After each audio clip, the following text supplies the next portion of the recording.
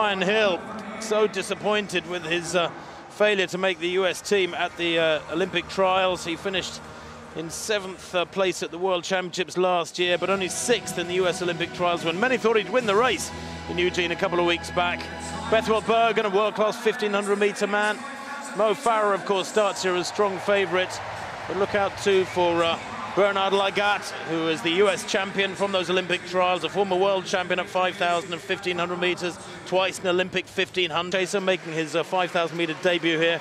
And look out too for Butchart of Great Britain, Andy Butchart, the UK champion. He broke the Scottish record over 5,000 back in May in Hengelo.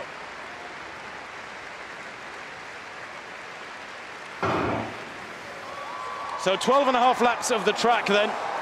This the last race for Mo Farah and many of these other men who are heading for Rio with big hopes in Brazil. Quite fitting really that it's a warm, sticky afternoon here in London, because that's the way it will be in Rio, I'm sure. We're expecting it to be around 22, 24 degrees centigrade in Rio most days, but it will be humid as well.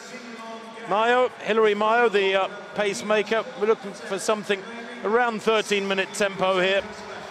That means, well, around 62 seconds per lap, something like that, maybe a little bit slower. Mo Farah in 4th place at the moment. Cyrus Ruto, who's a 13-12 performer, slots into 3rd place, but almost single file already. Another athlete to watch out for here, Eric Jenkins, 4th in US trials over 5,000 metres. And several Americans here who are trying to nurse their wounds. Ben True, 6th in the World Championships last year. He's in about 10th place in the red vest is True. He was disappointed as well to finish in 5th place at the US Olympic trials. Well, certainly Mo Farah is not the Mo Farah sitting at the back of a race at this stage, as we normally assume he will do. He means business. He's on the back of the pacemakers. And this looks good to me. It looks as though it's a strong pace. And quite frankly, the only way that people are ever going to beat Mo Farah is if they can really put him under pressure throughout the whole context of the race, rather than waiting for him at the end. Remember, he's a 3:28 1,500-meter man. He's quick over the shorter distance. He's got speed endurance that most haven't got. He's got strength endurance. He's a 10,000-meter man as well. So he's got all the armory. And the only way, if they team up on him, they've got to really work with each other to try and put in enough laps to take the sting out of him, but that has proved to be very difficult in the past. So Mayo leads from Rono and Ruto. Mo Farah in 4th place at the moment. Koech in 5th place.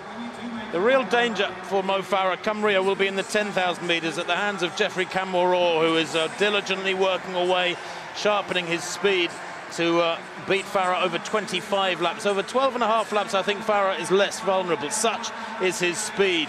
But Kamworor... A thumbs up. 22 metres and 4. Let's just update that.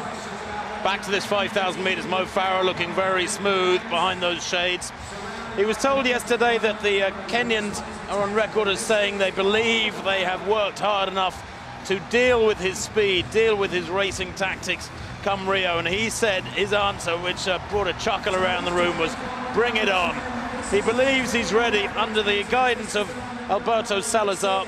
There's Ryan Hill in the red, Andy Butchart, the British champion, who's had a super year, moving down to 13th. The rest of the pack behind are, and so I would expect they were looking for 2:36. 2:36 per kilometre will give them 13 minutes. They were trying to lap at what, between 62 and 63. That was the original plan, and then we'll look to see how close to the 7:48 they get to 3,000 metres, which will give you an indication as to whether they're on 13-minute pace at this time. But Farah is looking good. He's in business, and it's making the rest think, well, okay, he's taking this seriously. How do they deal with it? Well, of course, the best of the Kenyans and Ethiopians have stayed away from this London race. You look at the world rankings, Edris and Gebremeskel top the world rankings for Ethiopia. Kamworor himself, the 3rd athlete under 13 minutes this year. Hagos Gebrewet, of course, Cheptegei, Longosiwa, some familiar names, men who have battled Farah again and again in major championships and in Diamond League races, and invariably are beaten by him, I have to say. But they will have been working very hard to try and unlock the bank vault, so to speak, in which Mo Farah keeps his gold medals. 5:14 at 2000. It was significantly slower that second kilometre, a couple of seconds slower. 2:36 and 2:38 they've gone so far. Rono is well equipped to take them into this third kilometre. He's a 7:41 performer at 3000. He's got good strength too at 27:52. Koech there, who was fifth in the Olympic Games 5,000 metres 4 years ago when he was just 18 years old, is faster than Mo Farah on paper at 3,000 and 5,000. Now these four beginning to get away. Mokoka, that is, in orange at the back of the group behind Koech. Mo in second place. Said yesterday at the press conference his priority is to win today, but he would love to get a quick time out of this run as well. He feels that it's a physiological process he needs to go through to arrive in Rio as the finished article with one or two more critical sessions, he said, speed work primarily, to come over these next 3 weeks. But he wants to win here. He also has emphasised, Stuart, which is interesting, his respect for his competitors. I think Mo is very aware of the fact that he's there to be shot down, that the Kenyans, the Ethiopians, are desperate to beat him in a major championship, and he knows that they will be working hard.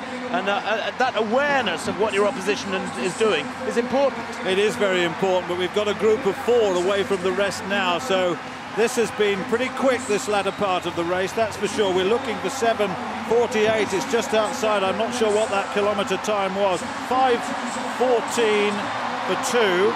That was 2 seconds out. And 7:52. So they've slowed a little bit again. They're about 4 seconds off 13-minute pace at the moment. Well, 7:52 at 3,000 is still quick enough to go under 13 minutes. Mo Farah striding along, looking very relaxed indeed. Koech seems powerless to stop this gap growing. It's about 4 or 5 metres at the moment. Mokoka, by the way, having a brilliant run here. He's better known as a road racer. He's run many times on the UK scene, over 10 miles in Portsmouth and elsewhere. His lifetime best is only 13:11, but he's heading for a big improvement on that if he can stick with Koech here through these last 4 laps or so. The gap is not growing, mind you. Farah looking relaxed. Is he going to cut loose? Is he going to re-stretch himself and work and hurt through this last mile? Or is he just going to cruise and then test his speed? I'd love to see him really run hard and get his head down. That would fire a warning shot to the strength runners like Kamboro from Kenya. Just 4 laps to go, and he really is. The Mokoka and Koech are working together. That gives them a little bit of hope. But they're now, what, 20, 25 metres down, as you can see. But I think that Mo will let loose. I think he'll cut loose. He really wants a quick last mile, a quick last 1,600 metres. And he looks so good, doesn't he? Looks relaxed, lots of power in those legs. And a lot more to come. Well, it was 8:55 with 4 laps to run. There's your marker. If he gets under 13 minutes, he'll have run his last mile in around 4:05. His last 4 laps anyway. The gap has grown quickly. I think Farah has stepped it up. Koech and Mokoka chasing hard. The rest of the field probably 50 metres behind them. And that means they will have gone through 3,000 metres way, way down. Probably in about 8 minutes, the main pack. But Farah comes down the straight. The crowd here in the stadium in the Queen Elizabeth Olympic Park with 3 laps to run. Roaring Farah on their way. 4 years ago, of course, the magic happened here in this very arena. The stadium in its adjusted format holds 54,000 for a football match. We understand about 50,000 for athletics.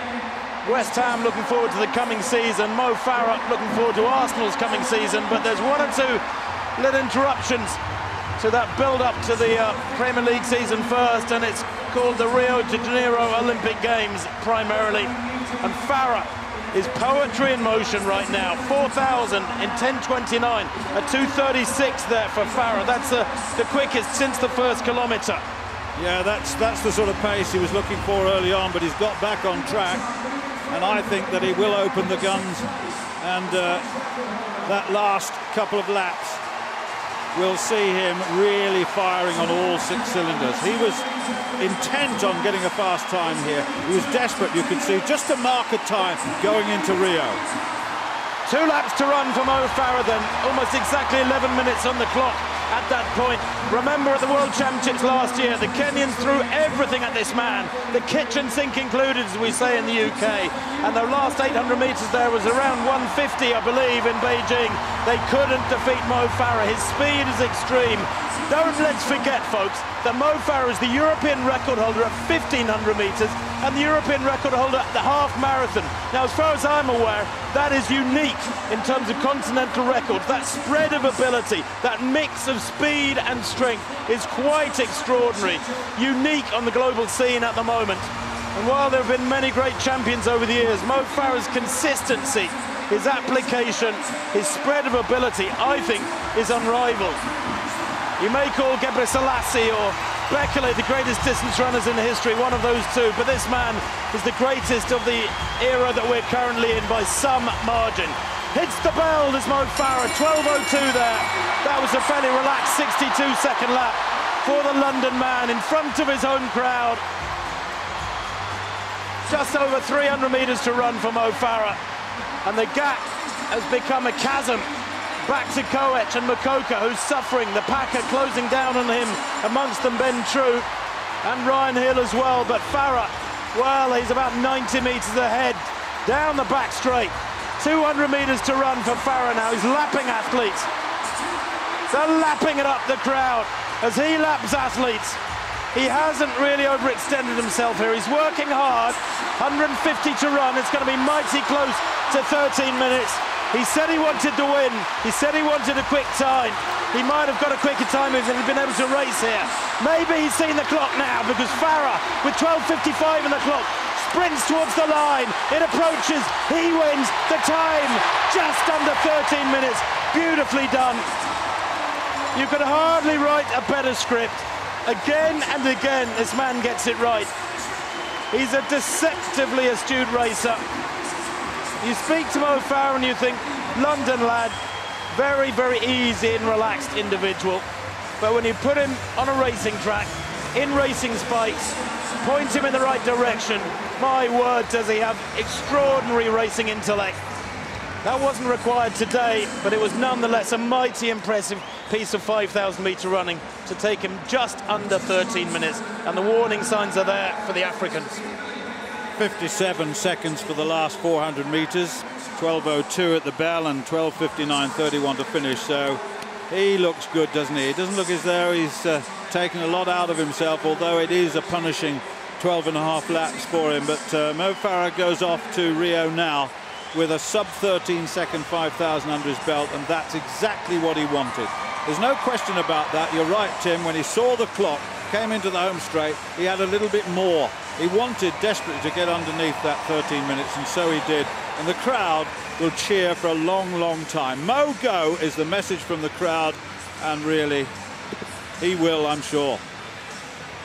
Well, in the battle for the minor places, Andy Butchart came out on top. The Scots taking second place in 13:14.85. Lagat in third, 13:14.96. But here was Mo Farah, just giving us a little glimpse of the speed that was stored in those legs. He could have unleashed so much more, I'm sure. 2 or 3 more gears were available. They weren't needed. And he just turned on the burners a little bit there to enable himself to get under 13 minutes. Even getting the mojo done there as well. Mo Farah then, perfectly prepared for Rio. And a title defence at 5,000 and 10,000 metres. He will be very, very tough to unseat. I know the Kenyans will have been watching this with fascination. Not a great deal they can learn from it, really. He's fit, he's fast, he's strong, and he knows how to race better than anybody. So the ball back in their court. He is, as Usain Bolt is, a maestro, and this is his time.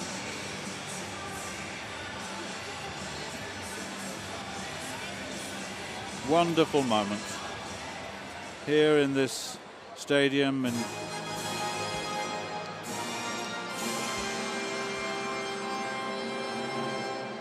well, Mo Farah sent on his merry way by this London crowd, and a lovely victory there to close proceedings at this Diamond League meeting. Over 5,000 metres. Confirmation of the win for Mo Farah, 12:59.29. Wins the race by some 15 seconds from Andy Butchart. Bernard Lagat, his season's best 13:14 at the age of 41.